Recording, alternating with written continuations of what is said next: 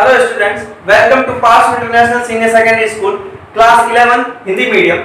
अपन लोग बात कर रहे थे पहले चैप्टर से रिलेटेड जो है रसायन विज्ञान के मूलभूत अवधारणाएं, और उसमें हम लोग बात कर रहे थे मापन में अनिश्चितताएं। और मापन में अनिश्चितताओं के रिलेटेड अपन लोगों ने एक मेथड पढ़ा था वैज्ञानिक संकेतन, और वैज्ञानिक संकेतन को किस तरीके से लिखा जाता है, कैसे उसमें परिवर्तन किया जाता है, और उससे रिलेटेड गणितीय परिकल्पनाएं जैसे जोड़, बाकी, गुणा, भाग, वो मैं आप लोगों को करवा चुका हूं लास्ट क्लास में। आज अपन बात करेंगे सार्थक अंकों के बारे में। क्या बात करेंगे? सार्थक अंक। ठीक है सर। अब अपन क्या कहते हैं कि सर कोई भी वैल्यूज को जब लिया जाता है, कोई भी मापन किया जाता है, तो देखो प्रायोगिक मान और परिकलित यानी थ्योरेटिकल मान, प्रैक्टिकली और थ्योरेटिकल वैल्यूज जो मान जो होते हैं उनमें क्या होता है कि सर कुछ न कुछ अनिश्चितताएं जरूर रहती हैं। परंतु उन अनिश्चितताओं को समझें उससे पहले अपन बात करेंगे कि सर इनके जो भी वैल्यूज है, प्रैक्टिकली वैल्यू और थ्योरेटिकल वैल्यू, ये या तो परिशुद्ध होने चाहिए और यथार्थ भी होने चाहिए, है ना। दो शब्द आए, परिशुद्ध और यथार्थ, तभी अपन मापन में अनिश्चितताओं का क्या कर सकते हैं, ज्ञान कर सकते हैं। तो देखिए एक वर्ड आया है परिशुद्ध और एक वर्ड है यथार्थ। क्या वर्ड है? यथार्थ परक कहे, परिशुद्ध कहे, क्या होता है परिशुद्ध और यथार्थ? देखिएगा, परिशुद्ध का मतलब होता है कि सर ऐसी वैल्यू, ऐसे मान जो क्या हो, किसी भी राशि के विभिन्न, या अपन कहें किसी भी राशि के विभिन्न मान जो आपस में सामीप्य को, यानी ऐसे वैल्यूज जो आपस में क्या हो, बिल्कुल नजदीक हो, ऐसे क्या कहलाते हैं? परिशुद्ध मान। यानी किसी राशि, मैं क्या लिखूं, किसी राशि के विभिन्न मान जो सामीप्य में हो, क्या हो, सामीप्य में हो, यानी नजदीक हो। दो वैल्यूज ऐसी जो एक दूसरे के क्या हो, नजदीक होंगे, तो वो वैल्यूज क्या कहलाएगी? परिशुद्ध वैल्यू कहलाएगी। ठीक है सर। अगली वैल्यू क्या होता है? यथार्थ। यथार्थ का मतलब होता है कि सर ऐसे मान जो क्या हो, किसी भी प्रायोगिक मान जो वास्तविक मान से क्या करता हो, मेल खाता। आपने प्रैक्टिकल किया, प्रैक्टिकल में आपकी कोई वैल्यू आई है, वो वैल्यू अगर थ्योरेटिकल वैल्यू के बिल्कुल मेल खाती है, कि सिमिलर है, तो वो क्या कह रहा है, आपका प्रैक्टिकल एकदम यथार्थ है, एक्यूरेट है। ठीक है सर। तो चलिए यथार्थ क्या होगा कि किसी प्रायोगिक मान, कोई प्रायोगिक मान जो परिकलित मान से मेल खाता हो, समान हो, या इसको समान हो, तो वो क्या कहलाता है? यथार्थ परक या यथार्थता कहलाता है। ठीक है सर। यानी अगर दो आंकड़े हैं जो नियर बाय हैं, तो कहलाएंगे परिशुद्ध, और अगर जो थ्योरेटिकल वैल्यू के बराबर है तो वो क्या कहलाएगा? यथार्थ। अब देखिए एक उदाहरण देखते हैं। चलिए अपन एक प्रैक्टिकल है, मिटा दो इसको, लिख देना आप लोग परिशुद्ध क्या है, यथार्थ क्या है। अब देखो इसको एक उदाहरण के थ्रू समझेंगे अपन लोग।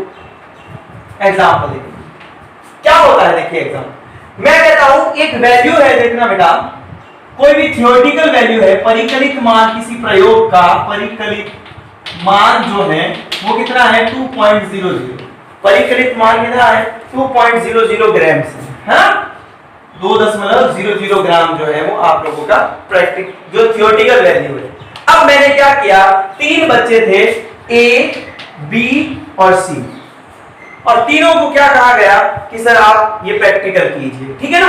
अब देखो ए प्रैक्टिकल करने के लिए गया, तो एक प्रैक्टिकल में उसने 2 बार प्रैक्टिकल किए, और दोनों बार में उसने अपना जो रिजल्ट दिया वो दिया 1.95 एंड 1.93।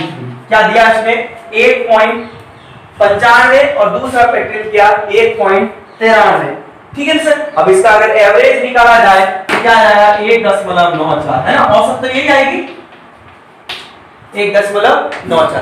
अब देखो हमने क्या कहते हैं कि सर एक बार तीनों आंकड़े लिख देता हूं, फिर मैं आप लोगों को कुछ चीज और समझाऊंगा। बी को कहा गया कि आप प्रैक्टिकल करो, बी ने प्रैक्टिकल किया, तो इसका पहला रिजल्ट निकला 1.94, और दूसरा निकला 2.05। कितना निकला 8.94 और 2.05। इसका जो रिजल्ट निकला 1.995 समथिंग जो है इसका औसत निकला। ठीक है, अब मैंने कहा सी को कहा कि सर आप प्रैक्टिकल करो। सी ने प्रैक्टिकल किया और क्या निकला 2.01 और क्या निकला 1.99। दो बार प्रैक्टिकल किया, इसलिए एक बार निकला 2.01, एक बार निकला 1.99 और इसका औसत कितना आ जाएगा 2.00 ग्राम्स आ गया ये। अब देखो अपन पहला के लिए जो है वो बात करते हैं, इसकी दोनों वैल्यू क्या है बिल्कुल सामीप्य में है। इसकी दोनों वैल्यू क्या है बिल्कुल सामीप्य में है। तो हम ये कहते हैं कि सर ये क्या है परिशुद्ध है, दोनों एक दूसरे के जो नजदीक है, इसलिए हमने क्या कहा परिशुद्ध है। कैसा है, क्योंकि परिशुद्ध में हमने क्या कहा कि सर ऐसे आंकड़े जो एक दूसरे के क्या हो सामीप्य में हो। देखो 95 और 93 में ज्यादा फर्क नहीं है ना, परंतु इसके जो औसत आया वो क्या है 1.94 जो परिकलित मान से बहुत ज्यादा दूर है। यानी हम ए के लिए क्या कहेंगे कि ए के जो ऑब्जर्वेशन है, ए का जो परिकलन है, उसकी बात अगर करूं तो वो दोनों आंकड़े परिशुद्ध तो हैं पर यथार्थ नहीं है, यथार्थ नहीं है। यानी वो मूल अंक यानी थ्योरेटिकल वैल्यू से मिलता जुलता नहीं है, इसलिए हम कहेंगे कि ये परिशुद्ध तो है बट यथार्थ नहीं। सब चल बी के बारे में बात करें। बी की एक वैल्यू आती है 1.94, दूसरी आती है 2.05। इन दोनों की अगर मैं चर्चा करूं तो देखो इन दोनों के बीच का गैप बहुत ज्यादा है, यानी एक दूसरे के नियर नहीं है। नियर नहीं है तो क्या ये परिशुद्ध है क्या, नहीं ये परिशुद्ध तो नहीं है। बट अगर मैं यहां बात करूं 1.995 जो क्या है बिल्कुल थ्योरेटिकल वैल्यू के जस्ट पास में है, तो हम कहेंगे कि ये क्या है यथार्थ है। क्या है यथार्थ, क्या नहीं है परिशुद्ध तो नहीं है बट क्या है यथार्थ जरूर है।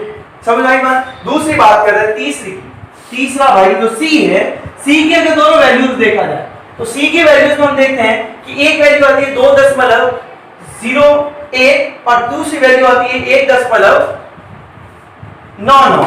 ठीक है ना, तो देखो ये दोनों वैल्यूज की अगर देखा जाए ये दोनों एक दूसरे के पास है, सामीप्य में, अर्थात ये परिशुद्ध भी है। और इसकी अगर औसत की बात करें थ्योरेटिकल वैल्यू तो कितनी आ रही है, देखो बिल्कुल सेम आ रही है।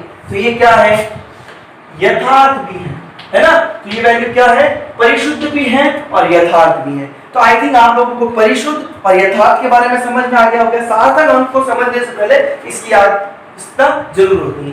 अब देखिए सार्थक अंक की बात करें तो सार्थक अंक क्या होते हैं, तो देखिए कि हम सार्थक अंक का मतलब होता है एक ऐसा अर्थपूर्ण अंक। सार्थक अंक क्या कहेंगे, ऐसा अर्थपूर्ण अंक जिसका कोई निश्चित मान जरूर होता है। यानी ऐसा अर्थपूर्ण, मिटा दिए, देखिए अपन क्या लिखेंगे ऐसा अर्थपूर्ण अंक जिसका कोई निश्चित मान जरूर होता है ना, वो क्या कहलाता है सार्थक। अर्थपूर्ण अंक जिसका निश्चित मान हो, है ना, निश्चित मान हो। तो देखिएगा मापन में अनिश्चितताओं से रिलेटेड अपन सार्थक अंक की बात करेंगे। तो देखिए एक वैल्यू है 11.2। देखिए यहाँ 11 जो है ये निश्चितता को प्रदर्शित करता है और जो पीछे का जो यानी अंतिम अंक हमेशा किसी भी वैल्यू का अनिश्चितता को प्रदर्शित करेगा। तो 11 निश्चितता को प्रदर्शित करता है और 2 अनिश्चितता। इसमें प्लस माइनस 1 का फेरबदल हो सकता है। दशमलव के बाद जो अंतिम अंक है उसमें प्लस माइनस 1 का जो है वो फेरबदल, यानी इसी को कहते हैं अनिश्चितता। कम भी हो सकता है और बढ़ भी सकता है ना, तो अपन इसी को कहते हैं सार्थक अंक। अगले क्लास में मैं आप लोगों को सार्थक अंक के लिखने के कुछ नियमों के बारे में बताऊंगा। विदाउट नियम आप सार्थक अंक नहीं लिख पाएंगे। तो कल नेक्स्ट क्लास में अपन सार्थक अंकों के कुछ नियमों के बारे में बात करेंगे, फिर सार्थक अंक लिखना सीखेंगे और इनके जोड़ बाकी गुणा भाग भी करना सीखेंगे। आई थिंक आज की क्लास आप लोगों को समझ में आई होगी, तो बने रहिए नेक्स्ट क्लास में। धन्यवाद।